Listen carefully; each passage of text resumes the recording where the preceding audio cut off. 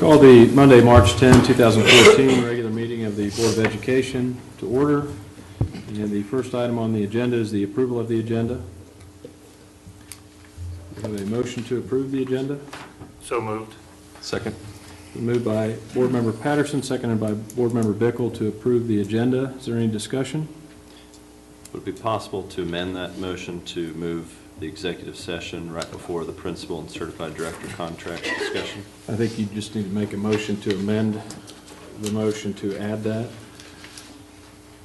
Then I would make a motion to amend the agenda to move executive session before item G. I will second that. It's been moved and seconded to amend the motion to advance executive session to just prior to item G on the new business. Is there any discussion on that? Call for the vote on the amendment. All those in favor, please say aye. Aye. Opposed, nay. Motion carries 6-0. And is there any further discussion on the motion to approve the agenda with the amendment? Call for the vote. All those in favor say aye. Aye. Opposed, nay. Motion carries 6-0. The next item on the agenda is audience participation. This is the first and only opportunity for members of the audience to address the board, should they so desire. Is there anybody that wishes to address the board at this time? If so, please step forward. Next item on the agenda is report of committees. We have two reports in the, no one personally, but two from, one from Early Childhood Connections report and one from Hayes Rec Commission are attached. Any questions or discussion on those? Item 5 is communications from other organizations. Is that was those? Yeah, I jumped ahead again. Jumped the gun. Like I do every time. So no discussion. Item 6 is report of the superintendent. First of all, I want to just mention that tomorrow, or not tomorrow, March 13th through the 15th at 7 o'clock, right down the hall, is the school play, Ask Any Girl. I know went out for tickets for you folks, but that'll start this week. State basketball in Topeka on Wednesday. If we win Wednesday, play Friday and Saturday. Wednesday starts at 6:30. State assessment window started today. There were some tech issues, just general across the state. I mean, just a whole roll of emails from people not being able to print tickets and whatnot. So that will continue. One thing that we do want you to be aware of, we do expect our test scores to go down next year because of the new test and just the way things are rolling out here with the state. But I think that'll be across the board, statewide. But don't be surprised when we get the results back that we see that. And speaking of getting results back, we won't have those until probably August. They have to set the new benchmarks. They'll do that this summer, so we're not going to have a lot of good information until, and even that, it's going to be benchmark information. So that started today. We did have 6 students that qualified, well, 8 students, I believe, that qualified for the state science fair. That is going to be in Wichita, April 4th and 5th. We had 12 entries in the science fair, 8 gold medals, 3 silver medals, and 1 bronze medal. So kids represented us very well there.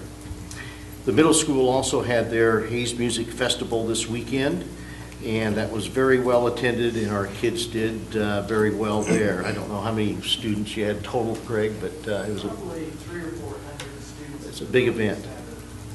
And then the Facilities Needs Committee, we met last Friday and are very close. They're just tweaking the presentation that they will bring to the board. What we need to do is set a date, and I'll ask if you want to do a special meeting for that. I imagine there'll be quite a bit of discussion, and if so, I don't know how soon they'll have that. It should be fairly quick, right after spring break. Is that doable for most? And certain day of the week? Probably best just to take that, one of those off Mondays, and Yeah, just put have it- it then. I don't know about you guys, but And then that's what we would do on the, I mean, is review that, their recommendation. So we will look at those dates. I don't know what the attendance expectation is for that, but I know I brought it up Friday, Right. but I think we might want to look. At a We've had it at different- in the auditorium before, Mhm. but I don't, maybe there won't be that many people, but I'd rather Well, I have think enough I space than think we not better, enough.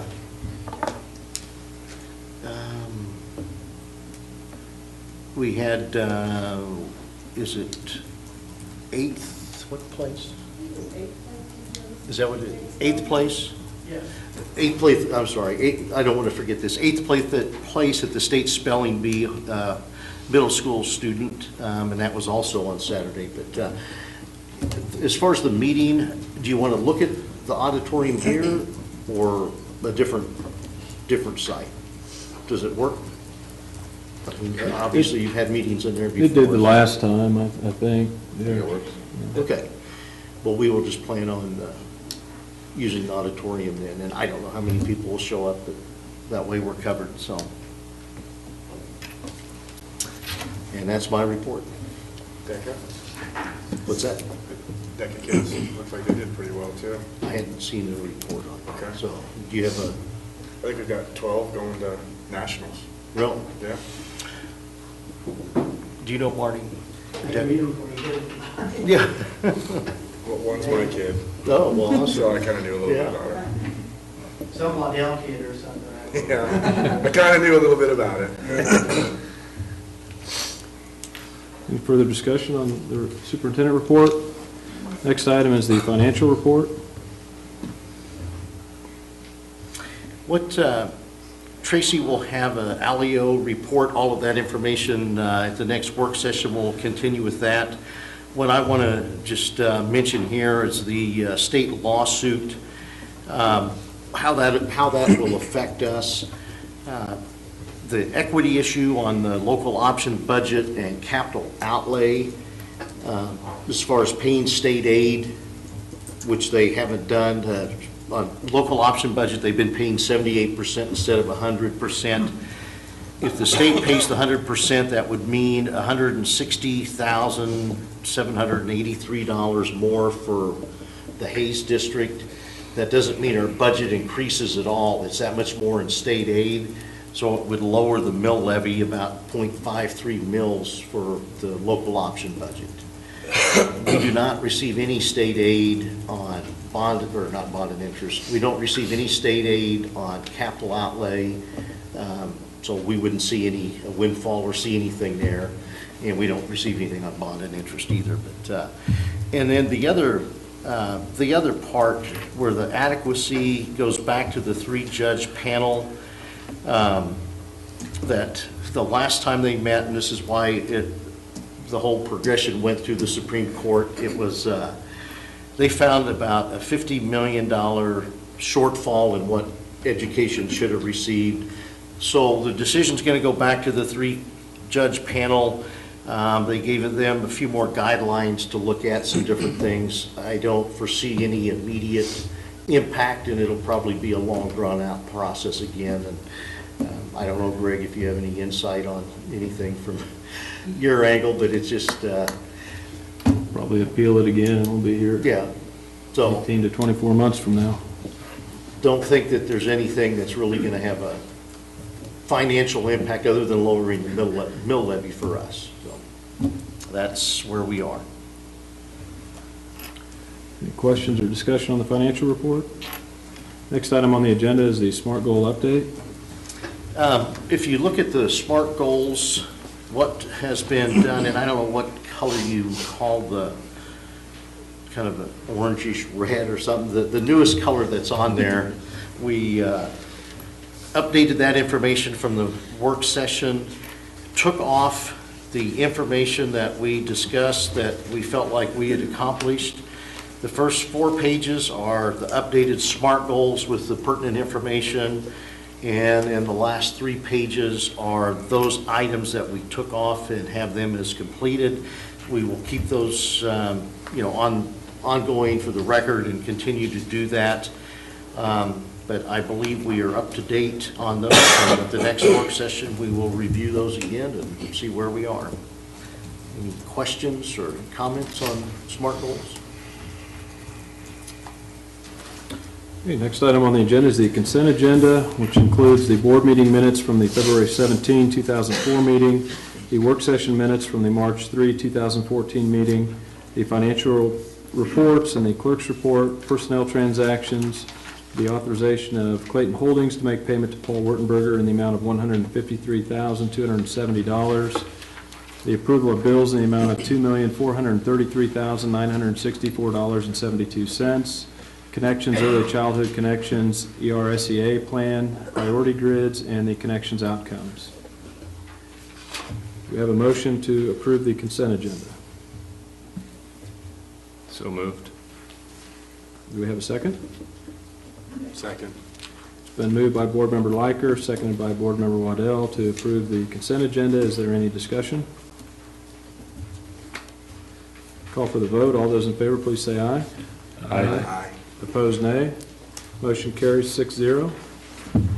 The next item under the agenda is new business, and under item 10A is a presentation from Fort Hays State University regarding the science partnerships with USD 489. And Lee, do you want to lead this, I guess? Sure.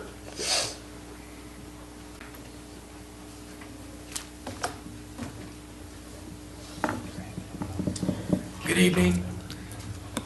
The purpose of this evening is to basically give a proposal on a partnership between Fort Hays State University and the Sternberg Museum of Natural History, to whereas the museum and the museum staff and the facilities could be utilized to enhance the science program with the next generation science standards, predominantly starting lower and building as we go, and with a variety of different opportunities, not only for students but as well as staff, and with the ultimate goal of implementing the new generation science standards so that we can make that transition smooth and build a partnership here in the district.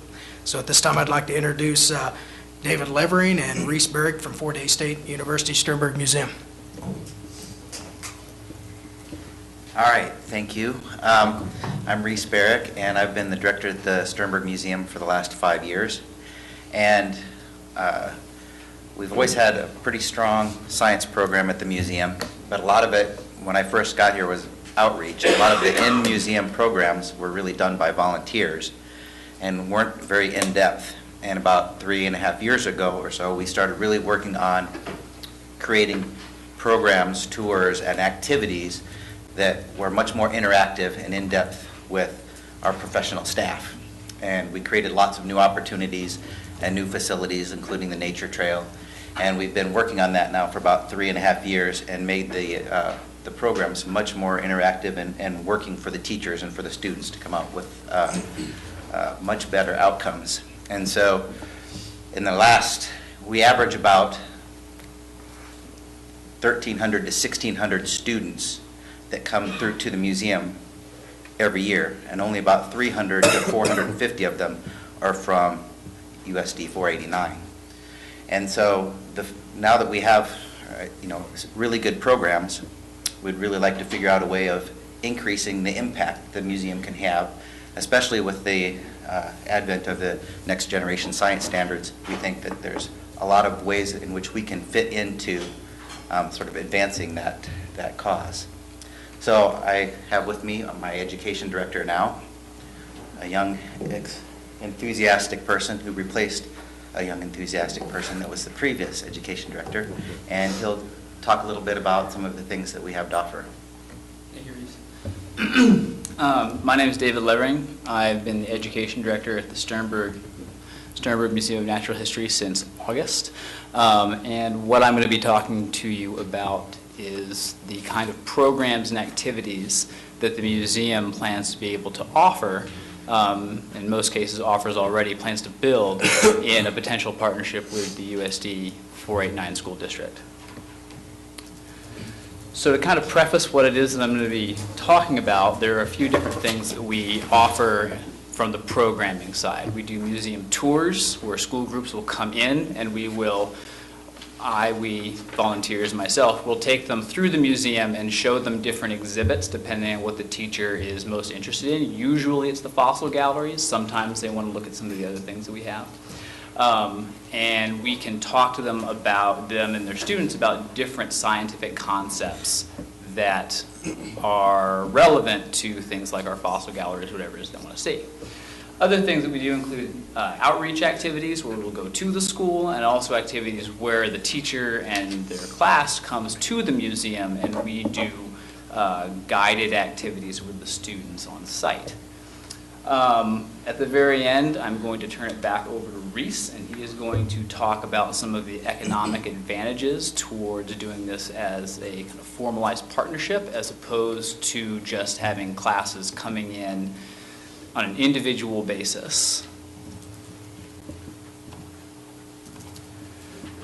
So the Sternberg Museum of Natural History has some world-class natural history collections on site. This is not something that I was really aware of myself until I got here. I knew what the Sternberg Museum was. I knew that it was named for a very famous paleontologist, but I didn't realize the extent of the collections that we have on site. They are amazing. Coming from a background of geology, paleobiology, going through the drawers there are spectacular specimens that I've been working on doing things like photographing, showing to our after-school program, things like that. These specimens are how science gets done. And being able to share that on a more regular basis with the students, I think there would be a lot of advantages to that and explaining to them why we have these collections and how they get used. You'll notice that on these slides of the different kind of activities and programs that we have to offer, I've included disciplinary core ideas. This is taken from the Next Generation Science Standards, and I've just kind of applied different areas within those science standards that are relevant to that particular kind of activity. We won't go through all of these necessarily every time we go into the collections. That's a bit more up to the teachers, what they're going over in class right then, but these are things that you'll see that we have the potential to go over given the resources in that area. The Howard Reynolds Nature Trails are also a spectacular resource that we have available. Being able to take students outside of the classroom and show them a living ecosystem, multiple ecosystems if you're counting in the pond versus near shore and then out into the fields. And with different instruments and measuring devices, we can actually have the students doing field science while they're there, as well as observing these living systems that you can't really get very easily in the classroom. We have a rattlesnake exhibit up right now, which is a one-of-a-kind exhibit in the United States, as far as I'm aware, having every species of rattlesnake in North America. There are some really neat topics in biogeography, evolutionary biology, that we can go over within this exhibit. We can also talk about things like biomechanics of strike forces, venom toxicity, and how that plays in biochemical reactions. There's a whole range of things that we can do just with this particular exhibit. The same goes true for our live animal demonstrations in the discovery room. So we bring out things like our live snakes, snapping turtles, other animals that we have at the museum, and let the kids handle these animals, get up close and personal with them, and kind of understand that these things are not as dangerous, or be able to understand them better than they would otherwise, as well as the interactive components that we already have built into the discovery room. Fossil galleries really, I think, see the most attention, especially in the fall and winter, from our visiting school groups, and is definitely one of my favorite things about the museum. The quality of fossil specimens that we have is amazing, and the range of topics that we can talk about, everything from ecology with the fish within a fish, to evolutionary biology and how that regards to sea turtles and their shoulders and the evolution of a shell, talking about bite force mechanics in a mosasaur. There are so many different things that we can go over depending on the age of the students and what it is the teachers are wanting to get out of it. We also have our Cretaceous dioramas, which are especially popular with the younger kids. And this is, I found, a really good place to do kind of a question and answer about topics that the kids are really interested in, like dinosaurs, where we can get kind of a broader understanding of scientific concepts through the lens of dinosaur paleontology. I've had numerous conversations with second, third, fourth, K through 1 about, like, they ask, why did the dinosaurs go extinct? And there are everything from, you can talk about meteorite impacts, you can talk about global climate change, you can talk about population and community ecosystem dynamics, and you can vary that based on grade level, again, what the teacher wants to get out of it. It's not just an animatronic T-Rex that roars. There's a lot of potential for talking to students about these scientific concepts.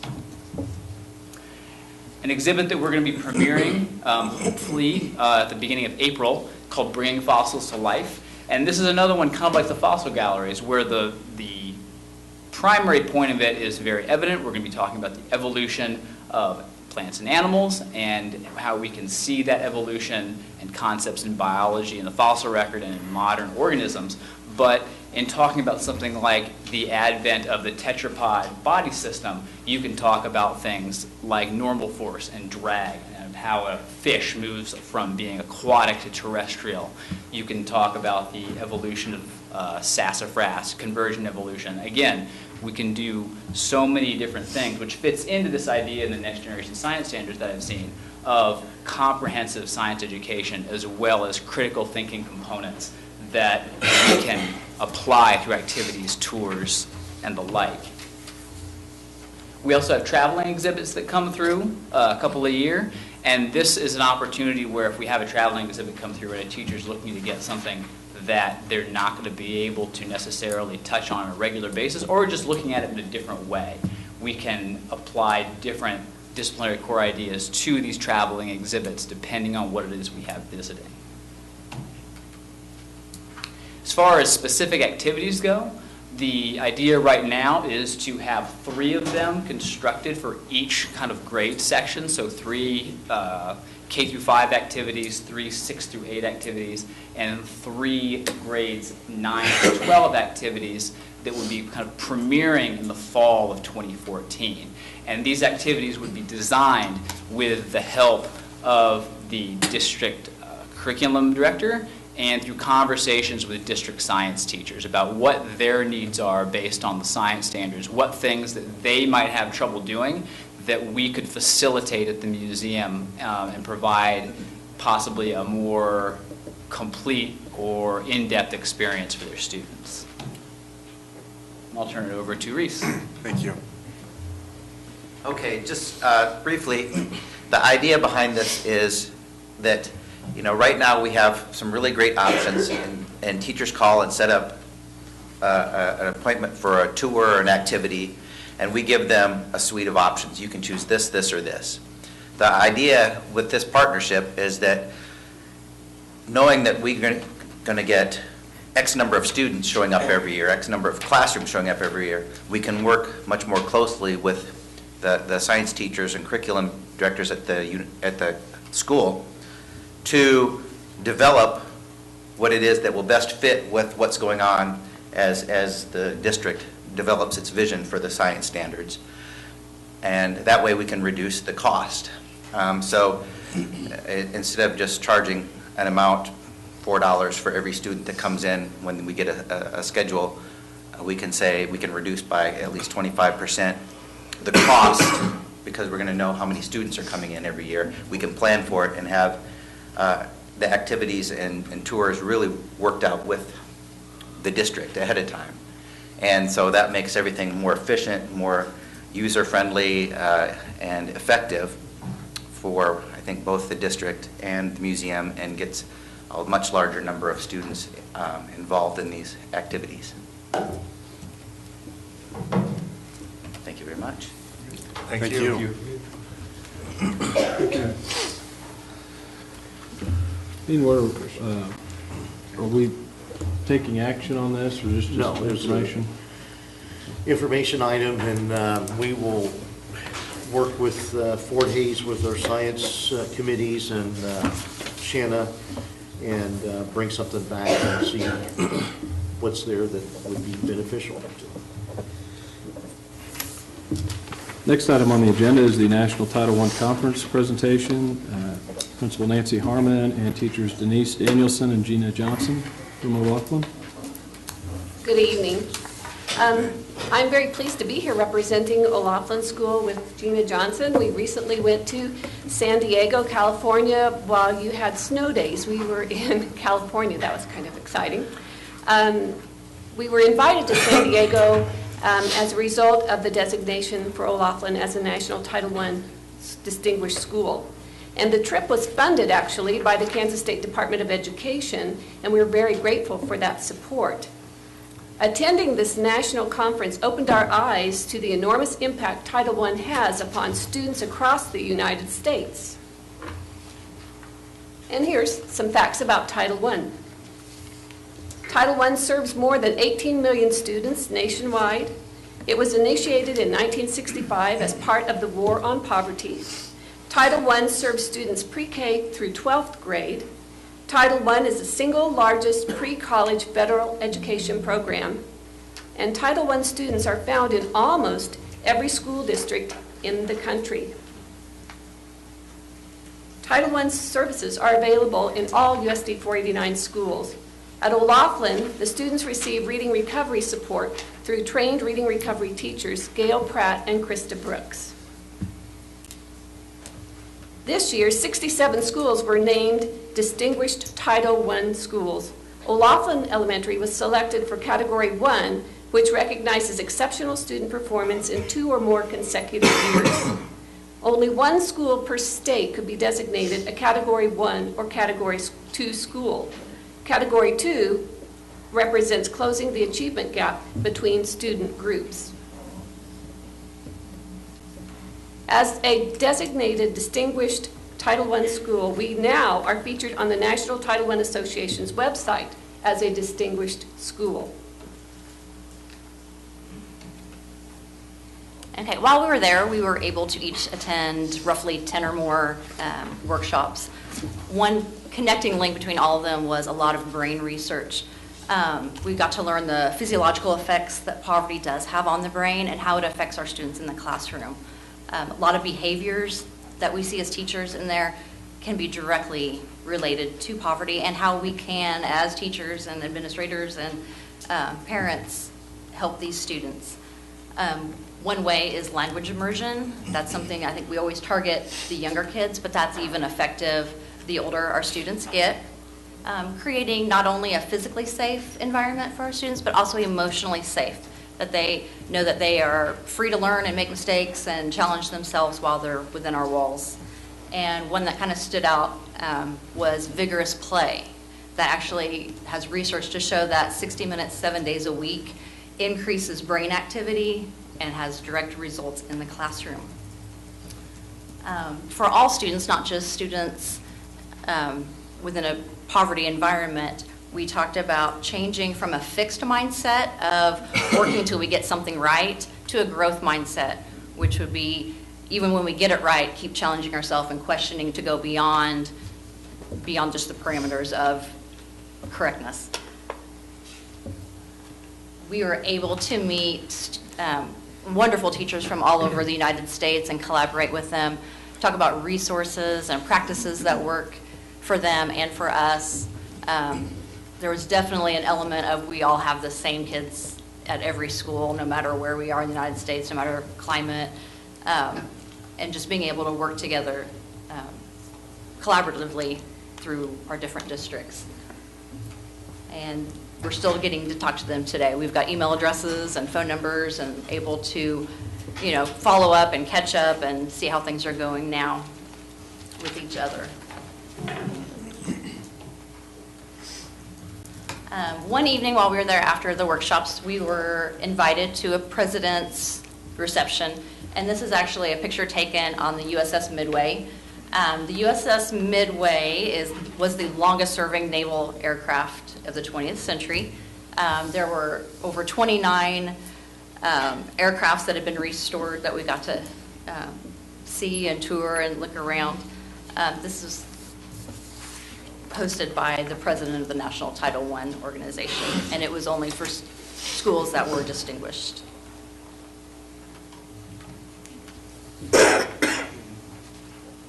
Well, we traveled to the conference with a determination to gather as much information as possible to bring back for professional development.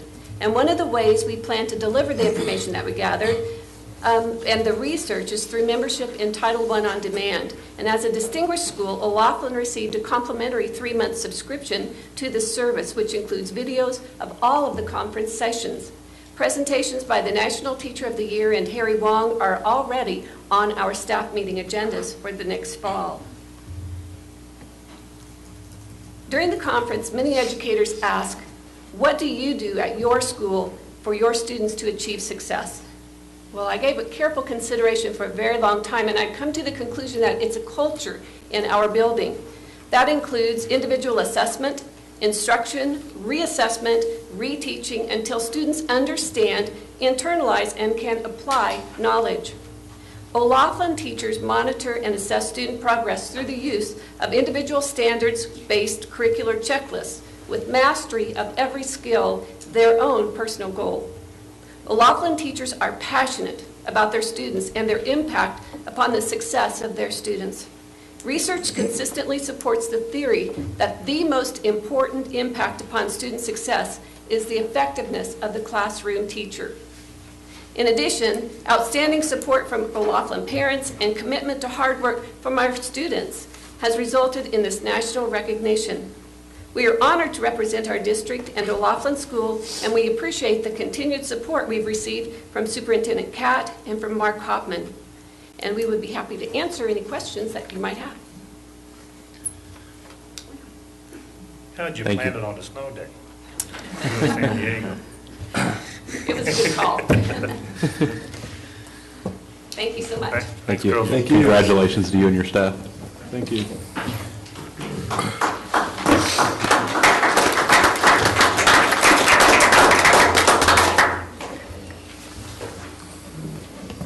Next item on the agenda, item C, is authorization of the board president to sign the Early Head Start grant. And Dean, where are we at on that? We just need a motion for your approval to sign that grant. So moved. Second. It's been moved by Board Member Bickle, second by Board Member Waddell, to authorize the board president to sign the Early Head Start grant. Is there any discussion? Call for the vote. All those in favor, please say aye. Aye. Opposed, nay. Motion carries 6-0. Item D is modification to policy GARI, the family and medical leave. This would change the wording from board clerk to payroll manager. That would be overseeing that program. So that would be hopefully the last one that would be affected by our change to board clerk. So. We have a motion to modify policy GARI. So moved. Have a second? Second. It's been moved by Board Member Patterson, second by Board Member Shoemaker, to approve the changes to policy GARI. Is there any discussion? Seeing none, I'll call for the vote. All those in favor, please say aye. Aye. Opposed, nay. Motion carries 6-0. Item E is new appointments to the District Technology Committee, from the community members section. And the proposal is for Alan Walmser to be appointed in place of Lance Bickle, and then Brian Drennan, who's our current director, in place of Todd Bryan. And we will probably look at another community member in the future after they meet again. So. And I think the nomination process of that has been, or we modified that policy, was that 2 years ago, Darren? And so traditionally what's happened is the board president has made the nomination, and the board has acted. And I know we talked at the last meeting about having some additional recommendations for members on that. I haven't heard from anyone, but I would point out that at least my recommendation would be is that that Brian, obviously, I don't know that Todd Bryant had a seat on that committee. It was just the technology director, so I think Brian, by his title fills that, but I would recommend that change be made if we need to, and I would recommend that Alan Wamser fill Brian's seat that he had on that committee, and then until we have somebody to fill Mr. Bickle's seat, that he would remain on. I've talked to him prior to the meeting, and he indicated he'd be willing to stay on that until we could find somebody else. So I guess what I would like is, for today, I'd nominate Alan Wamser to fill Brian Drennan's seat, and Brian Drennan then to fill Todd Bryant's seat on that committee, and then probably put it back on the agenda for next meeting, and hopefully I've got some names out there I'm checking on, so, and I would make that a motion. Long one at that. Second. Is there any discussion? It's been moved by myself, second by Board Member Shoemaker. Seeing no discussion, I'll call for the vote. All those in favor, please say aye. Aye. Opposed, nay. Motion carries 6-0. Item F is the E-rate district internet service provider bids and authorization of board president to sign the district ISP contract. Brian, you want to? So we have James Miller and Travis Culrith from Eagle Communications to come up and discuss and talk about their solution to their response to our internet bid that we had out. So they've been our current provider, and they have responded once again in its recommendation for their solution. So I'll hand it over to them. Thanks a bunch, Brian. Appreciate you guys having me out here tonight. We consider our relationship with the district as a partnership.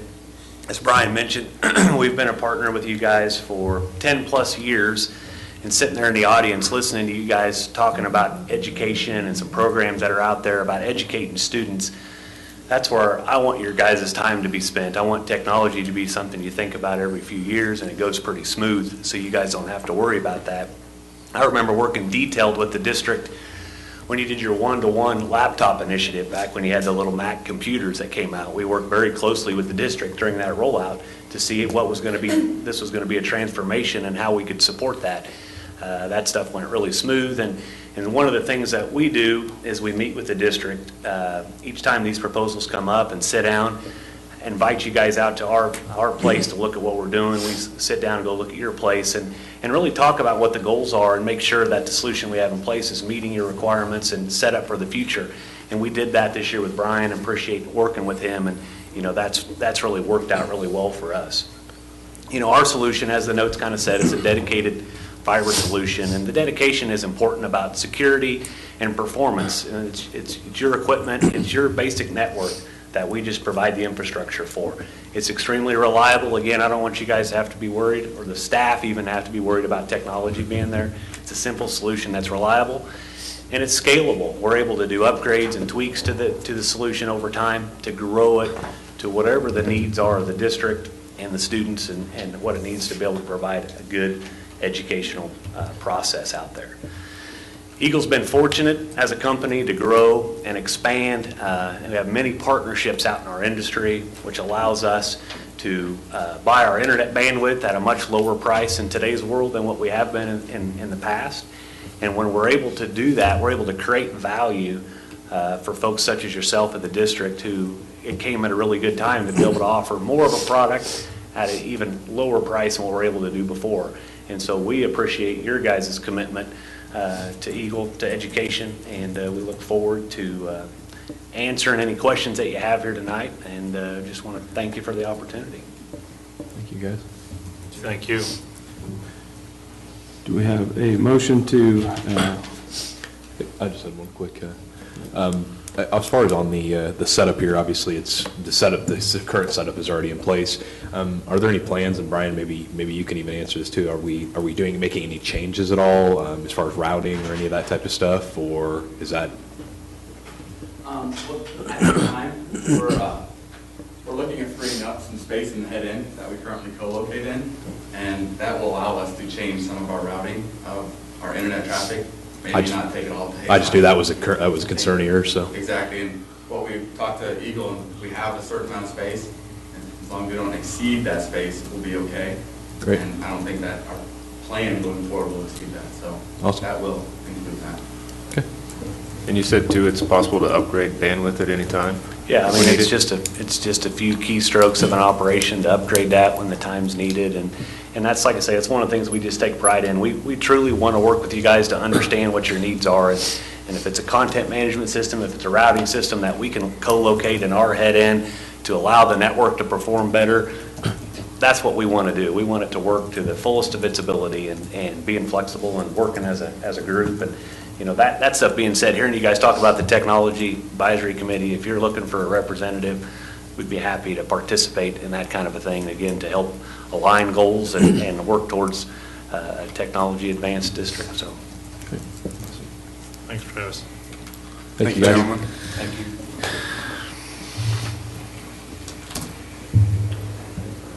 We have a motion to authorize or to accept the bid from Eagle Communication and authorize the contract which has been provided for signature by the board president. So moved. Do we have a second? Second. Moved by Board Member Patterson, seconded by Board Member Waddell. Is there any discussion? Call for the vote. All those in favor, please say aye. Aye. Opposed, nay. Motion carries 6-0. The next item on the agenda is the executive session, and I would move at this point that the board enter into executive session for a period of 45 minutes to include the board, the superintendent, the business manager, and the board president. That executive... Board attorney. Did I not say? Oh, yeah, he's going to be there too. But and the board attorney. Just a second, Greg, before we go to that. Do we have to authorize you to sign that? The motion was for both. What was for both? Okay. Yep. And Greg, also Mark. Okay. And to include Mark Hopman.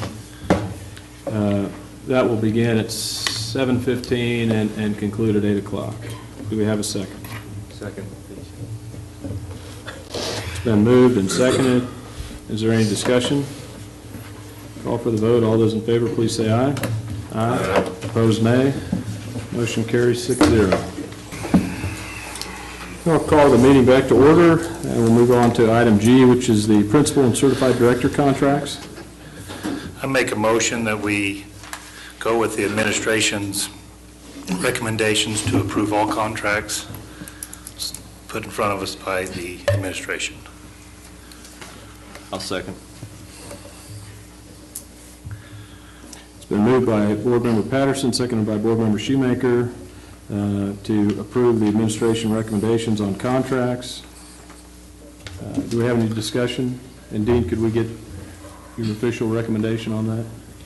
Recommendation is have everyone stay in the position that they are currently in, and 12-month contracts for high school assistants, middle school assistants, middle school principal.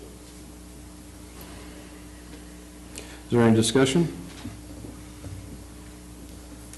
One of the, I guess, I don't even know if you can call it an issue, but one of the questions that I have on this, I guess, that's weighing on me is the fact that I feel we're getting ourselves back into the same situation we had with the raises. To an extent, we're making a decision based on a budget we don't even know where we're at yet for salaries that are going to take next year, and we don't know it. So again, not that I'm against the contracts or having in there, I would almost like to see us down the line possibly put something in the policy or whatever to where we're not having to make this decision right away on this. Just like I said, I just feel there's too many unknowns to, and again, I want to stress that I'm not against the contracts for anybody or the other one. I just feel like we're making a decision based off of information we don't have yet, so. Any other discussion? I would agree with Lance. I think one of the things we do is these get handled early on in the year, and we lock ourselves into these, and it's not just administrator contracts we do this on. We do it, you know, historically we've done it on other issues that it's kind of whatever gets brought first gets locked in first, and then those others, if we're short, get the short end of the stick. And so I think from my perspective, I'm just I understand that administrators want to have security, and I think that, we would like to provide that to them. It's just difficult when you don't know what your budget is, and you've got budget questions, and you don't know, building-wise, what's going to happen between now and the end of the year. We have no idea what the legislature is going to do financially based on the lawsuit. We don't know what the total net effect of that is on the state budget, and do they look to further cut from the general fund to offset some of the increases they're going to have elsewhere. And we don't know that. And so from my perspective, while I would like to act without knowing, I just don't think I can do justice to the people that elected us in doing that. So like I said, I just feel like going back to the raises as an example, I mean, we made that decision before we had the correct budget numbers, and I think I can honestly say, not necessarily speaking for the rest of the board, but if we would have known then we were in the situation, I would be pretty positive that nobody here would have voted for raises, knowing what we know now. So it's just, like I said, to an extent, I just feel like we're going back down that same road again. well, maybe in a year or so the budget gets turned around, at least we have a better grasp on it. When we get our 5-year outlook numbers, that may make it a lot easier to do that, but I just think this year, because we don't have that, it makes it hard to do. So, any further discussion? Bill, I've got a question for you, and it doesn't, I realize it's moot for this year for these contracts. And Greg, I've discussed this with you a little bit. Is there a way to make a 2-year administrative contract in which both parties it's fair across the board? Because, you hear about the one, you get in a bad situation, you've got the buyout, and the buyout comes back and just tears things apart. Is there a way to actually sculpt a truly fair 2-year contract? Well, the statutes allow you to have up to 3-year contracts for administrators. The difficulty is, it addresses the same issue that Lance and Greg just brought out, is you don't know what money is going to be available for salaries. And you've got to non-renew an administrator's contract by the 3rd Friday in May. At that point in time, you're still not going to know how much new money from the legislature. So you're always in a situation where you're going to probably have to approve a contract without knowing for sure what your budget's going to look like. And you can always do a 2 or a 3-year contract, but you've still got the same issues that are going to come into play in regards to what that salary's going to be. And in order to answer your question, can you do it fairly for both parties, it's awful difficult to do because you may not know what your budget's going to look like. What about a No, but no, you're ahead. Well, I'm saying like right now, we're in a tough financial crisis. We're on the contract stage where we can eliminate, based on budget requirements. Can you not factor that into a 2-year also, where, hey? You could have the same language that we are proposing to put in these contracts that provide initially that the salaries will remain the same unless, for next year as they are this year, unless a negotiation is done to increase the salary. However, if it comes to the fruition that the board needs to do a certified staff reduction in salary across the board, then that would apply to that contract. Okay. So you could have that, you could just have that same language carry over for a 2-year contract. And then if somebody was on an improvement plan, their contract was renewed, the improvement plan didn't shake up to what we needed to have done per the superintendent, is there a way that, do you have to automatically be locked in for that second year? Is there a way to? I could draw up language that could make the salary dependent on not only your budget constraints or increase in budget, whatever the case may be, but also upon evaluations. And right now, like I said, it's moot. We've got the agreement for the contracts that we have in place. And I'm not saying that I'm taking a huge stand one way or the other. I'm just curious as to can these contracts be improved to where from the school board side to the administrator side, it actually is fair and equitable across the, I'm going to say board again, across the board. That was my curiosity. Thank you for answering that. Appreciate it.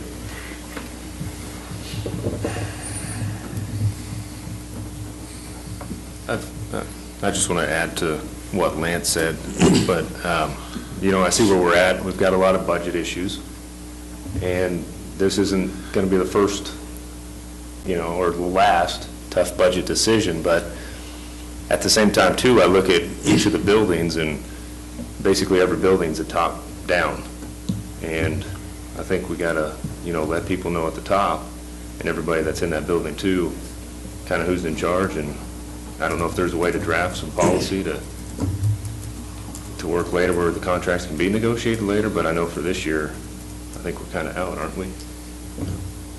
As far as? When we do contracts? No, we just have, the May date is, we just have to act on them tonight. We don't have to, there's no requirement when we approve them or do anything else. It just says we have to act. The deadline to non-renew is the third Friday in May. Is that right, Bill? Yes.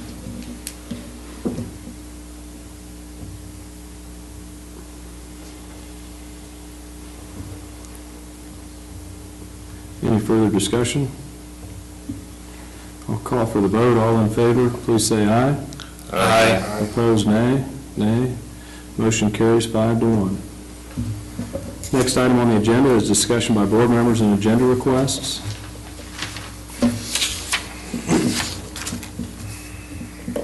Seeing none, we'll move. Go ahead.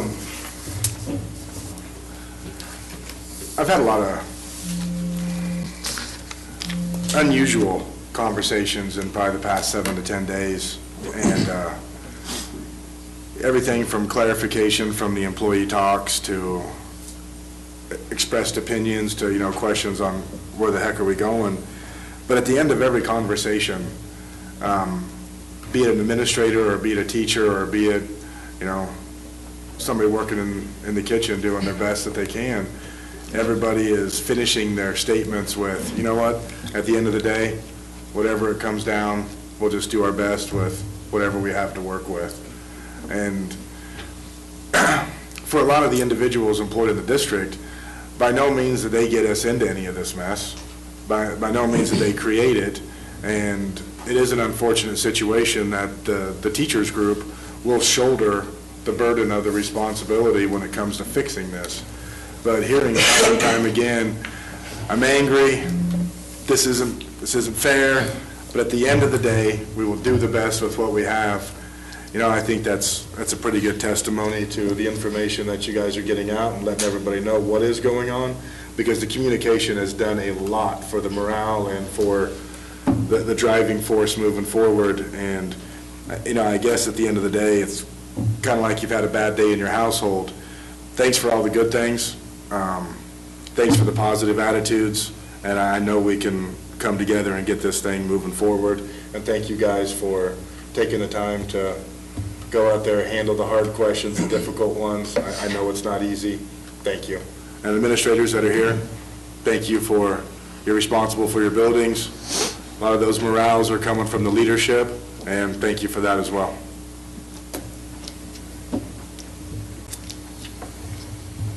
Anything further? We are adjourned.